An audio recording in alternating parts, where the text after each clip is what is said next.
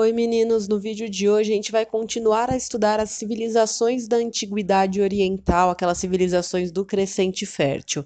Na última aula a gente viu sobre a formação, do Império Egípcio e na aula de hoje a gente vai para uma outra região também desse Oriente do Crescente Fértil, que é a região da Mesopotâmia. E o próprio significado da palavra Mesopotâmia já vai mostrar para a gente a importância dos rios dessas civilizações, dessas civilizações hidráulicas. A palavra Mesopotâmia, ela quer dizer, na verdade, entre rios. Meso significa entre e potamos significa rio. E ela tem esse nome porque a Mesopotâmia está lá entre dois rios muito importantes da região, que eram os rios Tigre e o rio Eufrates. Desses rios, então, vinha a maior parte, do sustento da população daquela região. Eles precisavam, assim como a civilização egípcia, da água dos rios Tigre e Eufrates para eles beberem, para eles plantarem, para eles transportarem pessoas, para eles fazerem seu comércio hidráulico, Então, o rio, esses dois rios eram extremamente importantes para a consolidação da população da Mesopotâmia. E quem eram as pessoas que povoaram essa região? A gente teve, na verdade, uma série de povos que viveram na Mesopotâmia. A gente teve os assírios, os acádios, os persas, os macedônios, os babilônios. Então, tiveram vários povos dentro dessa região da Mesopotâmia.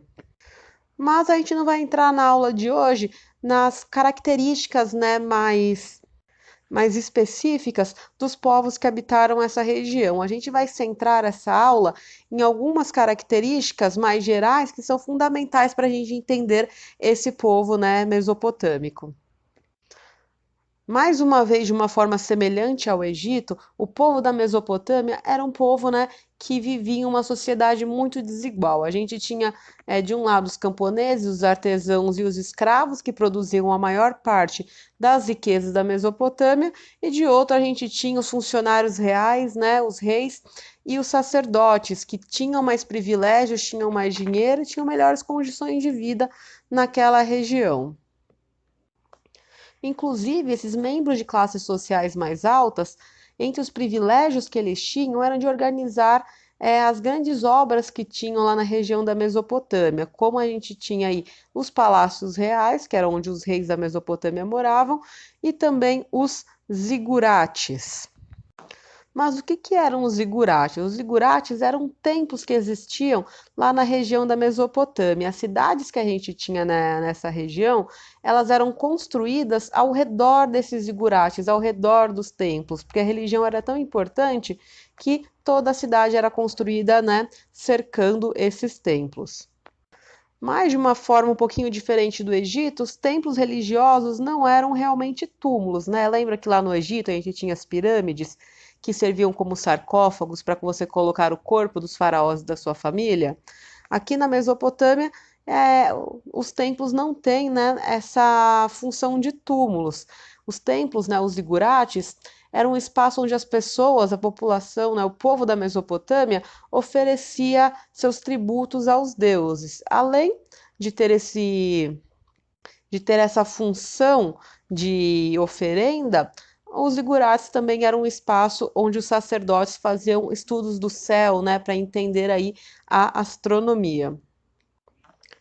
Era ainda nessa construção dos zigurates que se concentrava a arrecadação dos impostos. Eram impostos que eram cobrados, pelo rei para a população, Então o rei arrecadava uma parte da produção que a população produzia para conseguir manter a Mesopotâmia. Era um período onde a gente ainda não tinha a ideia de dinheiro, não tinha a ideia de moeda, não tinha a ideia de notas, então eles trocavam aí alimentos e eles arrecadavam esses alimentos para conseguir sustentar essa cidade. Eram também nesses templos que eles faziam aí uma forma de comércio que era feito por troca, de mercadorias, porque, que nem eu falei agora para vocês, a Mesopotâmia ainda não tinha a ideia de dinheiro. Dá para perceber, então, que dentro aí da Mesopotâmia a gente tem uma concentração em só um lugar das questões religiosas e também das questões políticas. No mesmo lugar que os mesopotâmicos eles faziam o culto aos deuses, eles também arrecadavam os impostos, o rei governava também de lá. Então tem uma união entre as decisões políticas, né, entre as questões administrativas e a questão religiosa. Quando nós temos um governo que une a questão do poder com a questão da religião, a gente tem um nome especial para dar para ele, que é uma teocracia.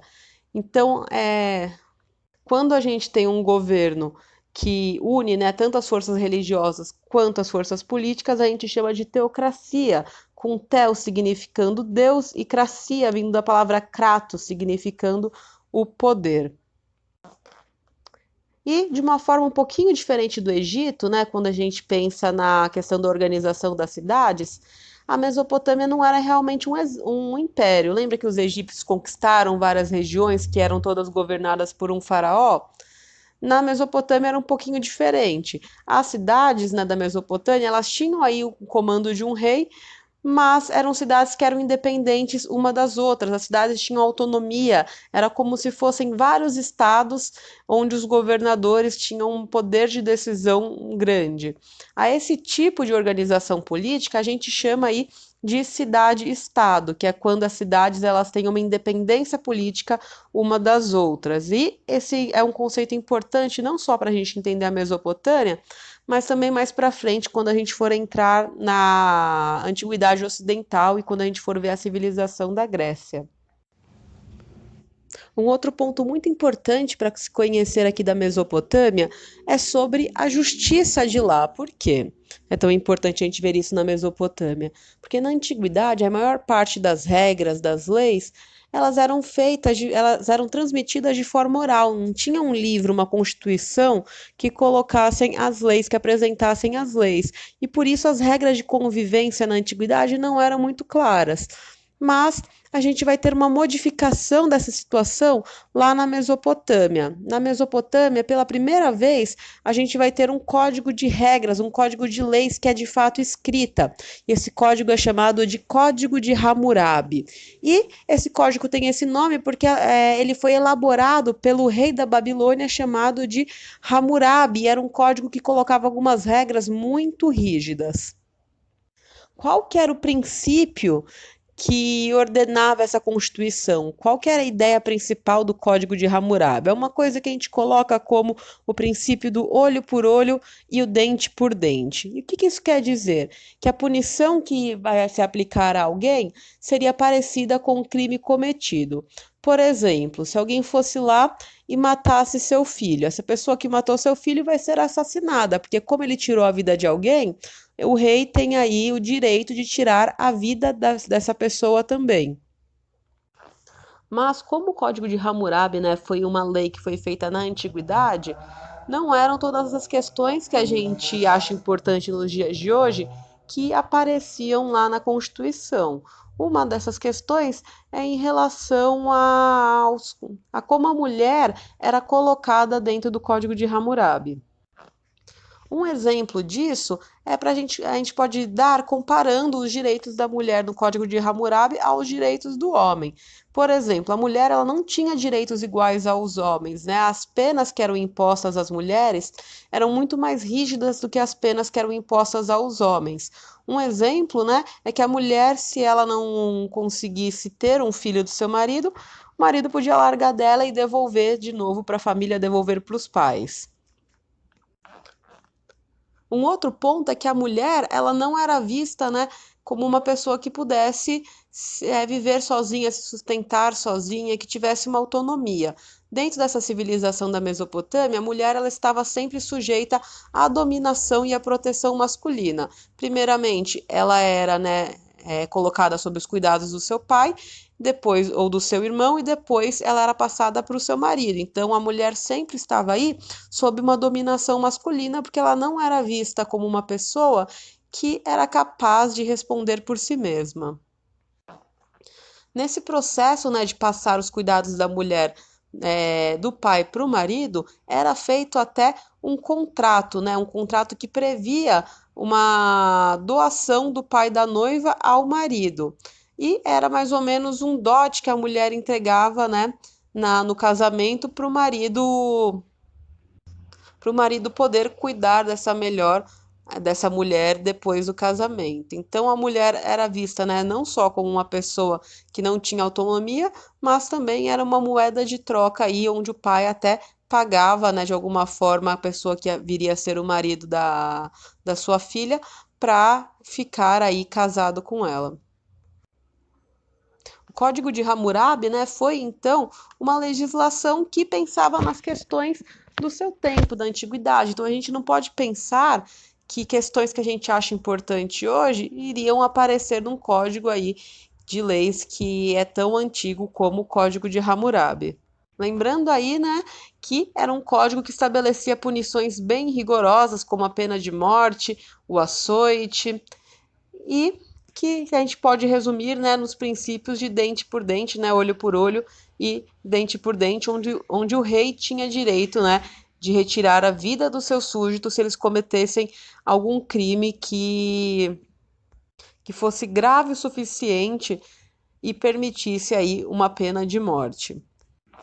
A gente viu então na aula de hoje um pouco mais sobre as civilizações da Antiguidade Oriental. Agora a gente viu sobre a Mesopotâmia, né? Que tem aí entre as suas principais características ter sido uma civilização hidráulica, assim como foi o Egito também, estar aí no meio do território do Crescente Fértil e ter apresentado, né, para nós a primeira constituição escrita que a gente teve na humanidade, que é o Código de Hammurabi. Espero que vocês tenham entendido bem aqui a aula de hoje. Qualquer dúvida, vocês me mandem uma mensagem e até a próxima aula, que a gente vai continuar aí a ver sobre a antiguidade.